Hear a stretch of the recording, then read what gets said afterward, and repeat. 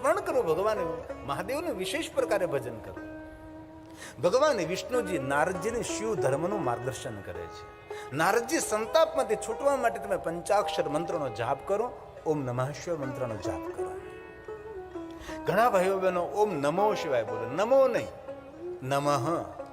ઘણા નમઃ શિવાય બોલે, નમ પણ નહીં, નમઃ શિવાય. ઓમ ઓમ નમઃ શિવાય. આ રીતે શુદ્ધ ઉચ્ચારણ સાથે મંત્ર જાપ કરો. ઘણા માણસો એમ કહેતા હોય કે માળા કરીએ ત્યારે બહુ જ મન ભટકે. માળા કરતા તમારું મન બહુ ભટકતું વિચારો આવતા હોય તો એ સમયે એવી રીતે મંત્ર જાપ કરવો કે ઓઠથી કાન સુધી અવાજ સંભળાવવો જોઈએ. મનનું હંમેશા લક્ષણ છે, મન હંમેશા ધ્વનિ સાથે જોડાતું હોય છે. કોઈ પણ જગ્યાએ અવાજ જાય ત્યાં આપણું મન જાય તો આપણી દ્રષ્ટિ જાય. તેથી જો ધ્વનિ સાથે તમે મંત્ર જાપ કરશો તો મનના વિચારોના તરંગોને શાંત કરવાની શ્રેષ્ઠ યુક્તિ છે. આ મંત્ર હંમેશા શાંતિ આપનારો મંત્ર છે. પવિત્ર અવસ્થામાં, અપવિત્ર અવસ્થામાં, કોઈ પણ સ્થિતિમાં આ પંચાક્ષર મંત્ર ઓમ નમઃ શિવાય મંત્રનો જાપ કરી શકાય છે. ભગવાન વિષ્ણુજીએ નારદજીને પંચાક્ષર મંત્ર આપ્યો છે. નારદજી, તમારા હૃદયમાં સંતાપ જાગ્યો છે, સંતાપમાંથી વિશ્રામ મેળવવા માટે તમે ઓમ નમઃ શિવાય મંત્રનો જાપ કરો. હવે નારદજી બીજી વાત સાંભળો.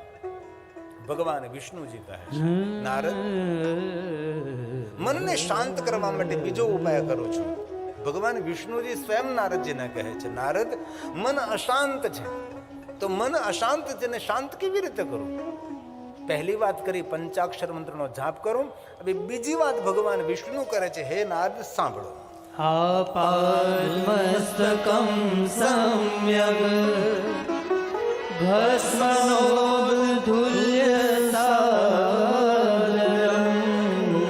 નારદજી, તમારા ભાલમાં ભસ્મનું ત્રિપુંડ કરો. સાદરમ, આદર સાથે ભસ્મનું ત્રિપુંડ કરો. ક્યારે વિચાર આવો જોઈએ શા માટે ભસ્મનું ત્રિપુંડ કરવામાં આવે છે? ભસ્મનું ત્રિપુંડ કરવાથી મન શાંત થાય છે. અને મહાદેવના ભક્તોએ તો ભસ્મનું ત્રિપુંડ કરવું જોઈએ. એમાં શરમ શા માટે ભાઈ? ગેર હિન્દુ લોકોને કોઈ શરમ નથી આવતી, આપણને કેમ શા માટે શરમ આવવી જોઈએ ભાઈ? એ લોકોને એના જે ઉપકરણો છે તેને સ્વીકારોમાં કોઈ તને લજ્જા નથી, કોઈ શરમ નથી. આપણને શા માટે છે? અથવા જે સંપ્રદાયમાં, જે પરંપરામાં તમે હોય એ પરંપરાનો સિમ્બોલ આપણા કપાળમાં હોવો જોઈએ. સ્વામિનારાયણ સંપ્રદાયમાં હોય તો સ્વામિનારાયણ સંપ્રદાયનો જે પ્રમાણે તિલક નક્કી થયું એ પ્રમાણે તિલક કરવું. વૈષ્ણવ પરંપરામાં હોય તો જે વૈષ્ણવ પરંપરામાં જે તિલક આપણને સ્વીકારવામાં આવીએ એને સ્વીકાર કરવું. ભગવાન મહાદેવના ભક્તો હોય તો ભસ્મનું ચંદનનું ત્રિપુંડ કરવું એ ચિહ્ન છે. શિવ મહાપડ ગ્રંથ માટે પણ કહ્યું, શિવ મહાપડમ તિલકમ, તિલક એ શ્રેષ્ઠ છે. તિલક એ સર્વોપરી સનાતની પરંપરા છે, આપણી સંસ્કૃતિ છે. ભગવાન વિષ્ણુજીએ નારદજીને કહ્યું કે નારદ, તમારા ભાલમાં તમે ભસ્મનું ત્રિપુંડ કરો. શા માટે ત્રિપુંડ? મનને શાંત કરવા માટે. ભસ્મનું સાચું નામ છે વિભૂતિ. તો વિભૂતિને આપણે ભસ્મ શા માટે કહીએ છીએ? ભગવાન શંકરજી પોતાના અંગ ઉપર વિભૂતિને ધારણ કરે છે. તો ખરેખર આપણે વિભૂતિનું ત્રિપુંડ કરવું જોઈએ. આપણે તો વિભૂતિને ભસ્મ શા માટે કહીએ છીએ? તો શિવ ગ્રંથમાં શ્લોકાત્મક કહ્યું છે કે વિભૂતિને ભસ્મ તેટલા માટે કહેવામાં આવે છે, જે મનુષ્ય વિભૂતિને ધારણ કરે છે તેના જન્મ જન્માંતરના પાપ બળીને ભસ્મ થાય છે, તેથી તેને ભસ્મ કહેવામાં આવે છે. તેથી મહાદેવના ભક્તો પોતાના અંગ ઉપર ભસ્મના ત્રિપુંડ કરે છે. ભગવાન શિવજીએ પોતાના અંગ પર ભસ્મનો સ્વીકાર તેટલા માટે કર્યો છે કે મનુષ્યને એક સંદેશ આપવા માટે. કેવો સંદેશ? કે મનુષ્ય, તું જે જગતમાં જોઈ રહ્યો છે એ બધું આજ ને તો કાલ એ નાશવંત છે, એ ભસ્મ સમાન છે. અને એ વાતથી આપણે સૌ જાણીએ છીએ કે ભાઈ દુનિયા જે કાંઈ છે એ નાશવંત છે. જે કાંઈ સર્જન થયું તેનું વિસર્જન થવાનું છે. ભસ્મનો જે મંત્ર છે તેની અંદર પણ એ જ ઉલ્લેખ કર્યો છે. ઓમ અગ્નિરીતિ ભસ્મ, વાયુરીતિ ભસ્મ, જલમેતિ ભસ્મ. જે કાંઈ આંખો દ્વારા જોઈએ છે, જે આંખો દ્વારા જોઈ શકતા નથી, જે વિચારી શકીએ છીએ, જે વિચારી શકતા નથી, એ બધું જ નાશવંત છે. આ ભસ્મના મંત્રમાં એ જ સંકેત કર્યો છે, એ જ સંદેશ આપ્યો છે. હરિ ઓમ. અગ્નિરીતિ ભસ્મ એ પણ નાશવું નથી. એ પણ નાશવું નથી. વાયુરીતિ ભસ્મ એ પણ શાંત થઈ જશે. જલમિતિ ભસ્મ સ્થલમિતિ ભસ્મ વ્યોમિતિ ભસ્મ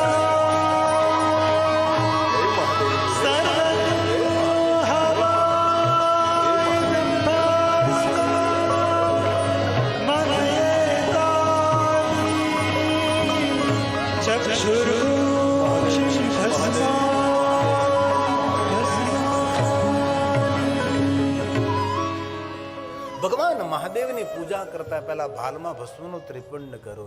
અને ભગવાન મહાદેવની પૂજાની અનેક પદ્ધતિઓ છે.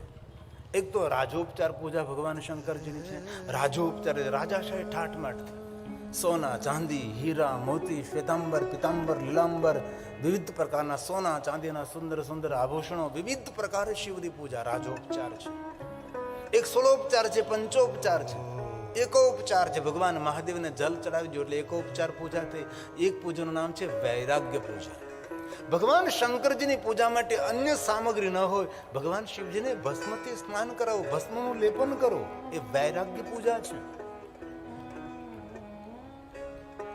પ્રવચનકારો કહે છે, સ્તુતિકારો કહે, અષ્ટકમાં કહ્યું છે કે શંકરજી શમશાનની ભસ્મ લગાવે છે.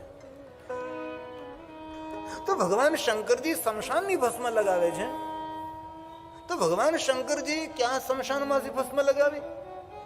ભલે લોકો કહે છે કાશ્યના ભસ્મ, પણ એવો ઠોસ ઉલ્લેખ આપણી પાસે નથી, કોઈ પુરાવો નથી. સર્વ સિદ્ધાંત નિષ્પન્ન, કોઈ સિદ્ધાંત આપણી પાસે નથી કે ભગવાન શંકરજી કાશ્યના શમશાનની ભસ્મ પોતાના અંગ ઉપર લગાવે છે. જરૂર પુષ્પદંતે કહ્યું કે ભગવાન શંકરજી શમશાનની ભસ્મ લગાવે, પણ શિવ મહાપણ અંદર એવો કોઈ ખુલાસો નથી કે શંકરજી શમશાનની ભસ્મ લગાવે. કોને અગ્નિ સંસ્કાર આપ્યો? ક્યાં શબની ભસ્મ લગાવી? નહીં. પુષ્પદંત મહારાજે ઉલ્લેખ કર્યો જરૂર કે ભાઈ શમશાનેશ્વર ક્રીડા સમરહ પિશાચા સહચરા સીતા ભસ્મ લેપ. એ પુષ્પદંતની વાત ઉપર જરૂર આપણે ભરોસો કરી શકીએ, પણ આપણી પાસે કોઈ એવો ઠોસ પુરાવો હોવો જોઈએ કે ભાઈ આ જગ્યાએ આ વ્યક્તિને અગ્નિ સંસ્કાર આપ્યો. એક જગ્યાએ સંવાદ થતો હતો કે દક્ષયજ્ઞમાં સતી બળીને ભસ્મ થયા, તો સતીના અંગમાંથી જે ભસ્મ તૈયાર થઈ, ભગવાન શંકરજી સતીના અનહદ પ્રેમ કરતા હતા, તેથી પ્રેમને વંશ થઈ સતીના શરીરમાંથી બનેલી ભસ્મ ભગવાન શંકરજી પોતાના અંગ પર લગાવી. તો સતી યજ્ઞકુંડમાં બળીને ભસ્મ થયા, તો શંકરજી શબ ક્યાંથી લાવ્યા સતીનું? તો પછી શક્તિપીઠોનું પ્રાગટ્ય કેવી રીતે થયું? મોટો તર્કનો વિષય છે, સંવાદનો વિષય છે. એ પણ વાતનો પુરાવો આપણી પાસે નથી. પુષ્પદંત મહારાજે કહ્યું કે ભાઈ શમશાનમાં ક્રીડા સ્મશાનેશ્વર ક્રીડા સ્મરહર પિશાચા સહચરા ચિતા ભસ્મ લેપ શ્રગ પિતૃક રોટી પરિકર અમંગલ્યમ શીલમ તવ ભવતુ નામેવમખિલમ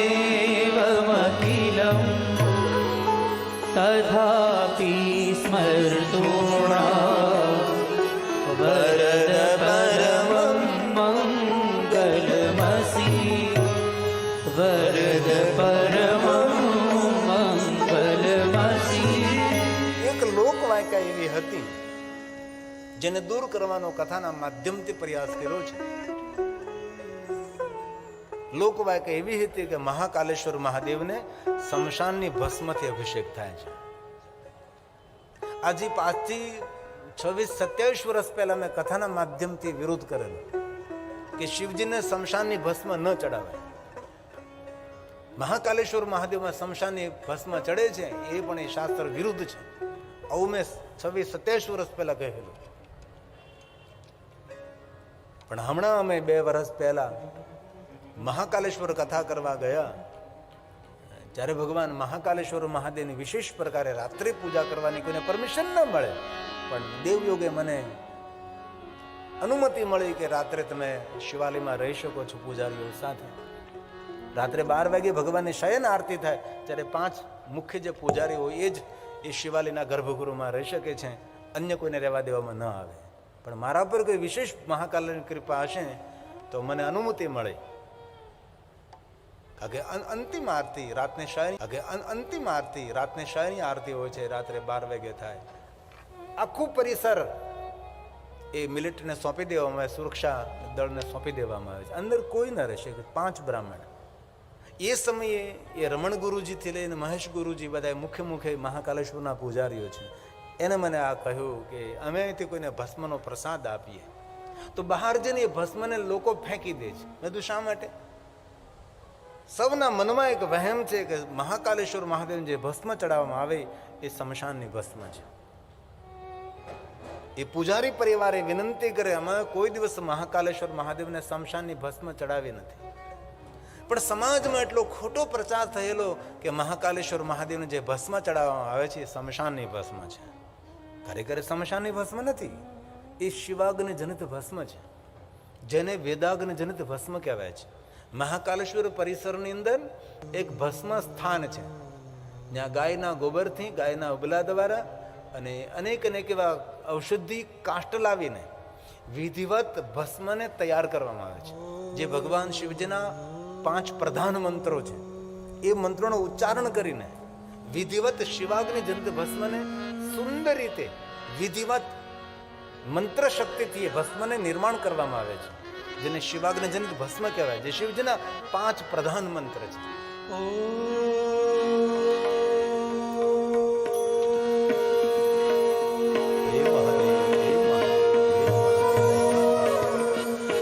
હરિ ઓમ સત્યજાતં પ્રપદ્યામિ સત્યજાતાય વૈ નમો નમઃ. પ્રધાન મંત્ર છે.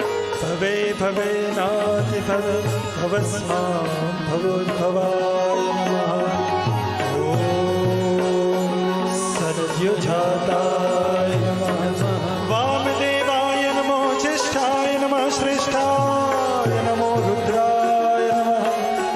કાલાય નમો કલવિકર્ણાય નમો બલવિકર્ણાય નમો બલાય નમો બલપ્રમથનાથાય નમઃ. સર્વભૂત દમનાય નમો મનો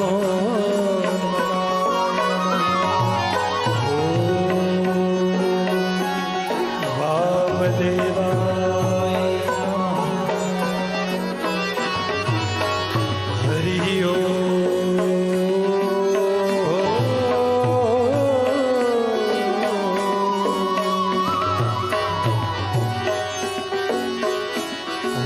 ઘોરેભ્યો ઘોરેભ્યો ઘોર ઘોરેભ્યઃ સર્વેભ્યઃ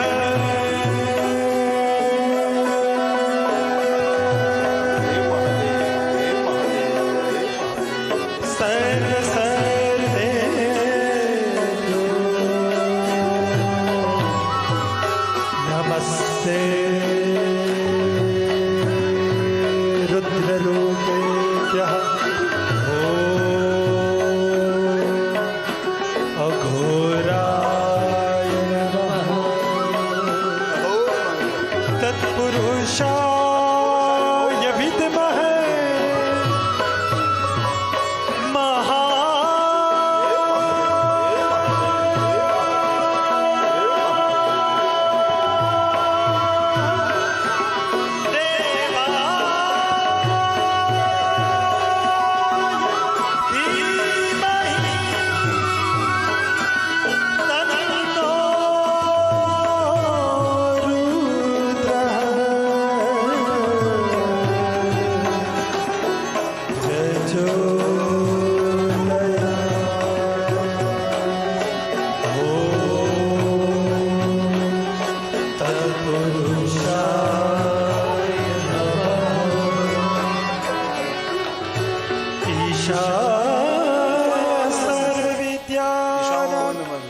ईश्वरः सर्वभूतानां ब्रह्माधिपतिर्ब्रह्मणोऽधिपतिर्ब्रह्मा शिवो मेस्तु सदा शिवो ॐ ईशानाय नमः हरिः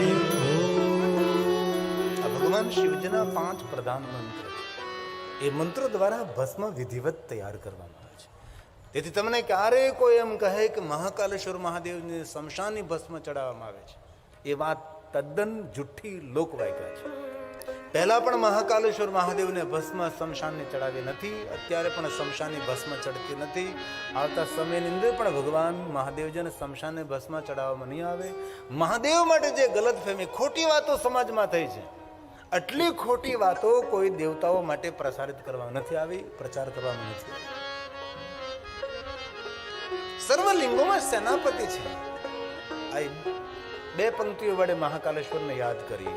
મહાકાલ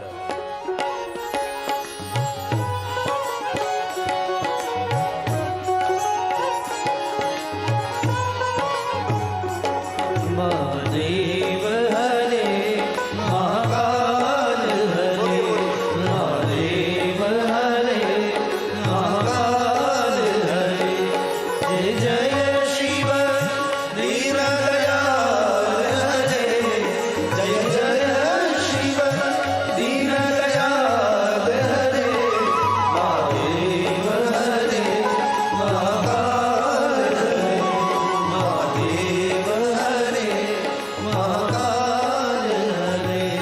આપણા જ્યોતિર્લિંગોમાં મહાકાલેશ્વર મહાદેવ એ બહુ ઉર્જાવંત ઓરિજિનલ શિવલિંગ છે. ઘણા આપણા જ્યોતિર્લિંગોમાં નહીં રહ્યું ઓરિજિનલ. આપણે જે સોમનાથમાં ભગવાન મહાદેવનું દર્શન કરીએ છીએ, સરદાર વલ્લભભાઈ પટેલની વિચારધારા છે, એ આપણને સોમનાથ મહાદેવની પૂજા કરવાનો અવસર પ્રાપ્ત થયો. અને જૂનું સોમનાથ છે અહલ્યાબાઈની શિવ ઉપાસનાનો ફળ છે. પણ મહાકાલેશ્વર મહાદેવનું જે શિવલિંગ છે એ મૂળ શિવલિંગ છે, ઉર્જાવંત શિવલિંગ છે. હું પૂછી શકું કેટલા ભાઈઓ બહેનો મહાકાલેશ્વર ગયા છે? શાબાશ, ખૂબ ખૂબ ધન્યવાદ, ખૂબ હૃદયથી મારા પ્રણામ, ખૂબ હૃદયથી ધન્યવાદ. મહાકાલેશ્વર આપણા રક્ષક, શિવપ્રિયા શિપ્રા નદીના તટ પર અવંતી નગરી, જે આનંદ આપનારી નગરી છે, જે 84 મહાદેવ છે. મહાકાલેશ્વર મહાદેવનું શિવલિંગ છે તેના કરતા પણ પ્રાચીન ભગવાન મહાદેવના 84 શિવલિંગો છે. ક્યારેક અવસર મળે તો 84 મહાદેવની યાત્રા કરવાનો પણ મહિમા છે. મહાકાલેશ્વર ઉજ્જૈન નગર, અવંતી નગરી, શિવરાત્રીના તટ પર ભગવાન મહાદેવ અગણિત લિંગ સ્વરૂપે બિરાજે છે. એ છે મહાકાલેશ્વર. ઉજ્જૈન નગર મહાકાલનો વાસ છે.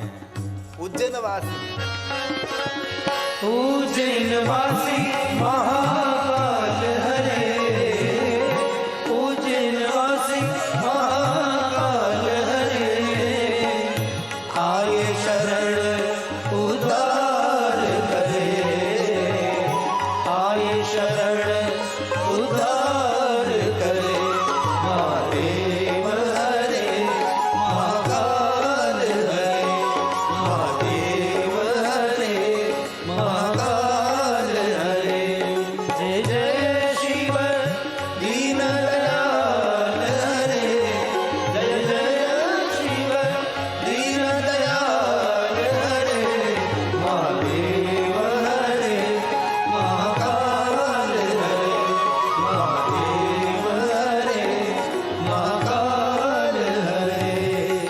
હે કાલેશ્વર, હે મહાકાલેશ્વર. આ 84 મહાદેવ છે જે ટેલિવિઝનમાં તમે જોઈ રહ્યા છો, એ ઉજ્જૈન નગરમાં છે, અવંતી નગરીમાં છે. હે મહાદેવ. કાલનાથાય નમઃ, કાલ રૂપાય નમઃ, કાલ સ્વરૂપાય નમઃ, કાલ દેવાય નમઃ, કાલ પૂજાય નમઃ. હે મહાકાલેશ્વર.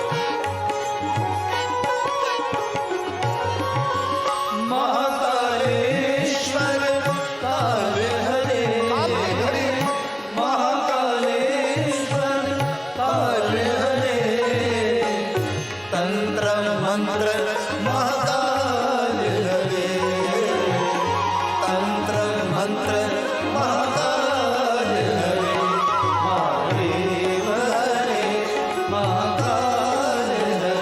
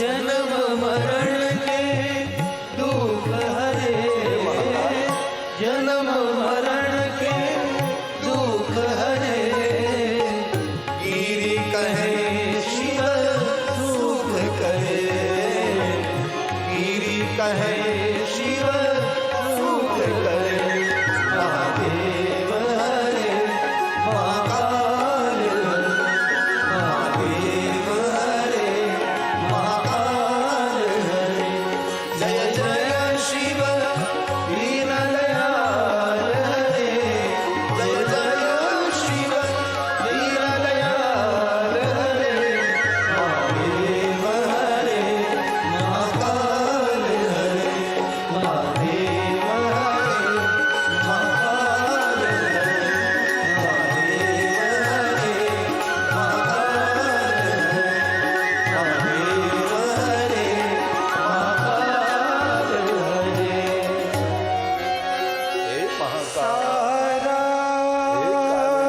ब्रह्मांड काल रूप झुकता है जिसकी काल शमना शरण में। हे महाकाल सारा महादेव झुकता है जिसकी शरण में। मेरा प्रणाम है, मेरा प्रणाम है महाकाल के चरण में, महाकाल के चरण में। ભગવાન વિષ્ણુજીએ નારદને કહ્યું, નારદ ભાલમાં ભસ્મનું ત્રિપુંડ કરો, તમારા વિચારો શાંત થશે ને મનને શાંતિની અનુભૂતિ થશે. ભગવાન વિષ્ણુજી નારદને કહે છે કે નારદ પંચાક્ષર મંત્રનો જાપ કરો. નારદજી ભાલમાં ભસ્મનું ત્રિપુંડ કરો. હવે ત્રીજી વાત નારદ. વિષ્ણુ ભગવાન નારદજીને શિવ ભક્તિનું માર્ગદર્શન કરે છે અને જીવનમાં મોટામાં મોટો કોઈ સત્કર્મ, એ જ સત્કર્મ કહ્યું શિવ મહાપુરાણ ગ્રંથમાં, કે સંસારમાં કોઈ ભટકતો માણસ હોય, સંસારમાં કોઈ ભૂલો પડેલો માણસ હોય, જીવ દુઃખી હોય, સંતાપને પામેલો હોય, એમને ભગવાન મહાદેવની ભક્તિનું માર્ગદર્શન કરો, તેને ભગવાન શિવજીની ભક્તિ તરફ પ્રેરિત કરો. એ મોટું પુણ્ય છે, એ મોટામાં મોટું સત્કાર્ય છે. તેથી ભગવાન વિષ્ણુજી નારદજી સંતાપિત છે, નારદજીને સંતાપ થઈ રહ્યો છે, નારદજીને ઉદ્વેગ થઈ રહ્યો છે. તેથી ભગવાન વિષ્ણુજી નારદજીને ભગવાન મહાદેવની ભક્તિથી પ્રેરિત કરે છે. હવે વિષ્ણુ ભગવાન ત્રીજી વાત કરે છે. નારદજી સાંભળો તો. सर्वाङ्गेषु प्रयतेन रुद्राक्ष शिववल्लभा। ભગવાન મહાદેવને બહુ જ વાલા રુદ્રાક્ષ છે. રુદ્રાક્ષ તો ભગવાન શંકરજીને વહાલા છે, પણ રુદ્રાક્ષ પહેનારો ભગવાન મહાદેવને બહુ જ વાલો છે. ભગવાન સ્વયં શિવજી ઉમા ભવાનીને કહે છે કે ભવાની, કોઈના અંગ પર રુદ્રાક્ષને હું જોઉં ને તો બહુ જ પ્રસન્ન રહું છું. ભગવાન શંકરજીની પ્રસન્નતા રુદ્રાક્ષ છે. ભગવાન વિષ્ણુજીએ નારદજીને રુદ્રાક્ષ પહેરવા માટે પ્રેરિત કર્યા છે અને મનુષ્ય માત્રને રુદ્રાક્ષ પહેરવાનો પૂર્ણ અધિકાર છે. કોઈ પણ જાતિના, કોઈ પણ જ્ઞાતિના, કોઈ પણ વર્ણના, કોઈ પણ દેશના, કોઈ પણ વેશના મનુષ્ય માત્ર રુદ્રાક્ષ પહેરી શકે છે. 24 કલાક રુદ્રાક્ષ પહેરી શકાય છે. જે અપવિત્રતાનું વર્ણન અહીંથી કરી ન શકું એવી અપવિત્ર અવસ્થામાં પણ માણસે રુદ્રાક્ષ પહેરવો જોઈએ. પવિત્ર હોય ત્યારે આપણા જીવનમાં કોઈ અમંગલ ઘટના નથી બનતી, પણ જ્યારે અપવિત્ર હોય છે ત્યારે આપણા જીવનમાં કોઈ ને કોઈ અમંગલ ઘટનાઓ થતી હોય છે. તેથી અપવિત્રતાને પવિત્રતા તરફ ગતિ આપનાર એ રુદ્રાક્ષ. સદૈવ રુદ્રાક્ષ ધાર્ય શિવ આજ્ઞા. મહાદેવજી આજ્ઞા કરી છે કે 24 કલાક સવે રુદ્રાક્ષ પહેરવો જોઈએ. જન્મથી લઈને મૃત્યુ સુધી રુદ્રાક્ષ પહેરી શકાય છે. કોઈ દાદા દાદીએ રુદ્રાક્ષની માળા પહેરી હોય ને દાદા દાદીનું અવસાન થયું ને રુદ્રાક્ષની માળા પહેરી હોય તો દાદા દાદીના અંગ ઉપરથી રુદ્રાક્ષની માળા લેવી ન જોઈએ. રુદ્રાક્ષની માળા સાથે તેને અંતિમ યાત્રા કરાવો, અગ્નિ સંસ્કાર આપી દો. પણ એ દાદા દાદીએ જો સોનામાં બનાવેલી રુદ્રાક્ષની માળા પહેરી હોય તો ધીમેકથી લઈ લેવી જોઈએ ભાઈ. જો કે એમાં તો આપણે કોઈને કહેવું ના પડે, બધા ડાયા માણસો હોય છે. મારો કહેવાનો અર્થ એ છે કે જન્મથી લઈને અંત સુધી રુદ્રાક્ષ પહેરી શકાય છે, પણ નિયમ એક છે કે કટી ભાગથી ઉપરના ભાગમાં પહેરી શકાય છે. નાભીથી નીચેના શરીરમાં રુદ્રાક્ષ પહેરી શકાતો નથી. આમ તો ભગવાન શંકરજી એવું કહ્યું કે 1100 રુદ્રાક્ષ પહેરવા જોઈએ, રુદ્ર રૂપો ભવે નરા, પણ 1100 રુદ્રાક્ષ તો આપણે પહેરી ન શકીએ એટલા બધા. પણ 108 રુદ્રાક્ષની માળા પહેરવી, 108 ન પહેરી શકો, 54 પહેરવા, 27 પહેરવા, 11 પહેરવા, 5 પહેરવા, એક રુદ્રાક્ષ. જેના કંઠમાં એક રુદ્રાક્ષ હોય છે એના પર નીલકંઠની સંપૂર્ણ કૃપા રહે છે. વિશ્વના દરેક દેવી દેવતાઓ રુદ્રાક્ષ પહેરે છે. કોઈ પણ દેવને તમે કથા જો, સર્વ દેવતાઓ રુદ્રાક્ષને ધારણ કરે છે. ભગવાન રામ પણ રુદ્રાક્ષ પહેરે છે, ભગવાન કૃષ્ણ પણ રુદ્રાક્ષ પહેરે છે, સપ્ત ઋષિઓ રુદ્રાક્ષ પહેરે છે, માતા લક્ષ્મી રુદ્રાક્ષ પહેરે છે, માતા સરસ્વતી રુદ્રાક્ષ પહેરે છે, માતા ઉમૈયાનો શણગાર પણ રુદ્રાક્ષ છે, સ્વયં શિવજી તો રુદ્રાક્ષને ધારણ કરે છે. રમ રુદ્ર રોગનાશાય ધન્વંતરી રુદ્ર, સાક્ષાત ધન્વંતરનું રૂપ એ રુદ્રાક્ષ છે. ધન્વંતરી કોણ છે? આપણા રોગોને દૂર કરનારા ભગવાન છે ધન્વંતરી. જ્યારે ભોજન કરવા બેસો ને ત્યારે અન્નપૂર્ણાને તો યાદ કરો છો તમે, અને દેવતાને પ્રણામ કરીએ છીએ આપણે, પણ જ્યારે ભોજન કરીએ ત્યારે આપણે ધન્વંતરી ભગવાનને પણ યાદ કરવા પડે છે. જે આયુર્વેદ ભણ્યા હોય છે તેને ખબર હોય ધન્વંતરીને કેટલો મહિમા છે. ઔષધિ આપનારા, અમૃત આપનારા આ ધન્વંતરી છે. ધન્વંતરી ભગવાનની વંદના કરવી જોઈએ. કોઈ પણ આયુર્વેદિક ડોક્ટર નહીં, ધન્વંતરી ભગવાનની ખૂબ પૂજા કરે, એમની વંદના કરવી જોઈએ. ધન્વંતરી આપણા સૌને રોગને ઠીક કરનારા છે, ધન્વંતરી ભગવાન. તેથી ધન્વંતરીનું રૂપ છે, વિષ્ણુના સ્વરૂપ છે ભગવાન ધન્વંતરી. વિષ્ણુ અવતાર છે ને વિષ્ણુ ભગવાન જેવું જ જેનું રૂપ જેનું સ્વરૂપ છે. તેથી રમરુદ્ર રોગનાશાય ધન્વંતરી રુદ્ર. દરેક મનુષ્ય 24 કલાક રુદ્રાક્ષ ઓમ નમો ભગવતે મહાસુદર્શનાય. વિષ્ણુ ભગવાનની જેમ ચક્રને ધારણ કરનારા છે ધન્વંતરી ભગવાન. વાસુદેવાય ધન્વંતરયે ભગવાન શ્રી હરિ.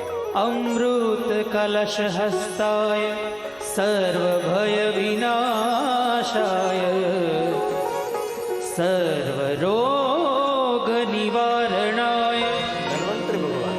ત્રિલોકપતય ત્રિલોક્ય નિધય શ્રી મહાવિષ્ણુ સ્વરૂપાય શ્રી ધન્વંતરી સ્વરૂપ નમો નમસ્તે નમો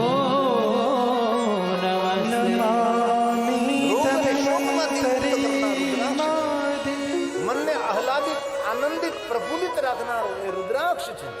નમામિ ધન્વંતરિમાદિ દેવં સુરાસુરૈર્વંદિત પાદ પદ્મં લોકૈર્જરારોભયમૃત્યુનાશં તાતારમીશં વિવિધોષજનાં નમામિ ધન્વંતરિં નમામિ ધન્વંતરિં. એવું નથી કે ભગવાન મહાદેવના ભક્તો જ રુદ્રાક્ષ પહેરે. શિવ ભક્ત હોય, વિષ્ણુ ભક્ત હોય કે શક્તિ ઉપાસક હોય, આ ત્રણ માટે રુદ્રાક્ષ શ્રેષ્ઠ છે. અને એ પણ યાદ રાખવું કે ભગવાન મહાદેવનો મંત્ર હોય તો જ તમે રુદ્રાક્ષની માળાથી કરી શકો. એવી ક્યાં સંકુચિતતા? પૂરું માળા શાસ્ત્ર છે. કોઈ પણ દેવનો મંત્ર, કોઈ પણ દેવીનો મંત્ર રુદ્રાક્ષની માળાથી કરી શકાય છે. કોઈ સામાન્ય માળાથી કોઈ મંત્ર જાપ કરો તો સમાન ફળ આપે છે, પણ એ જ મંત્ર રુદ્રાક્ષની માળાથી જ્યારે જપ કરવામાં આવે છે એ મંત્ર એકમાં કોટી ગુણિતમ, એ સહસ્ત્રગુણનું ફળ અધિક આપે છે.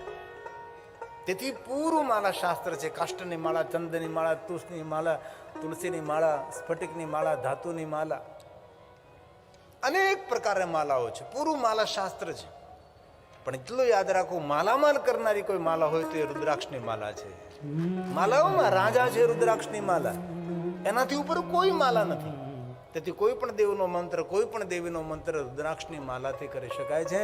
પછી વિષ્ણુ ભક્ત હોય કે શક્તિ ઉપાસક હોય કે શિવ ઉપાસક હોય, રુદ્રાક્ષમ બિભ્રુયા નિત્યમ શૈવ શાક્તોથ વૈષ્ણવ. શિવ શક્તિ વિષ્ણુ ઉપાસક માસ કોઈ પણ માટે रुद्राक्षं बिभ्रूयानित्यं शैव शाक्तोऽधवैष्णव તેથી ભાઈઓ બહેનો વડીલો સદૈવ રુદ્રાક્ષ ધારે 24 કલાક રુદ્રાક્ષ પહેરવો જોઈએ એવું ભગવાન મહાદેવજી આપણને સૌને કહ્યું. શિવ મહાપ્રભુ ગ્રંથમાં રુદ્રાક્ષનો બહુ મોટો વિસ્તાર છે. ચંદુભાઈ ગજરાએ મને કહ્યું બાબા રુદ્રાક્ષનો વિસ્તાર કરો. એટલા બધા મને ચરિત્રો લખીને આપ્યા છે, આખો પાઠ એટલું તમારે 9 દિવસમાં કહેવાનો છે. એટલું બધું કહેવા માટે મારે 6 મહિના રોકાવું પડે.